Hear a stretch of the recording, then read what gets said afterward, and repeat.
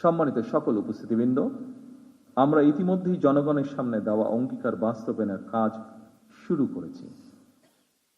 আমরা দলীয় ইশতেহারে এবং স্বাক্ষরিত জুলাই সনদের প্রতিটি দফা, প্রতিটি অঙ্গীকার অক্ষরে অক্ষরে পালন করব ইনশাআল্লাহ।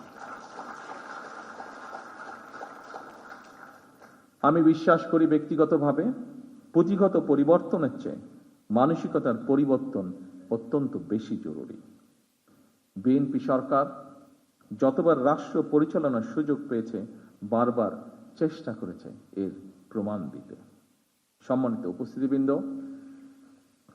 বৈশ্বিক যুদ্ধ পরিস্থিতির মধ্যেও আমরা সবকিছু চেষ্টা করছি স্বাভাবিক রাখার।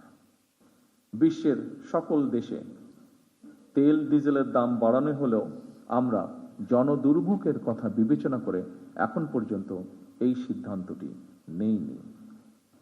এই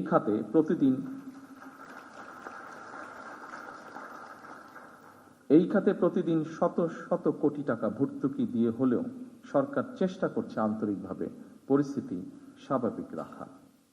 জনগণের সুবিধা নিশ্চিত রাখতে সরকার সম্ভাব্য সকল প্রকার প্রচেষ্টা অব্যাহত রেখেছে। কারণ বর্তমান সরকার জনগণের দ্বারা নির্বাচিত একটি সরকার। বর্তমান সরকার জনগণের কাছে দায়বদ্ধ সরকার।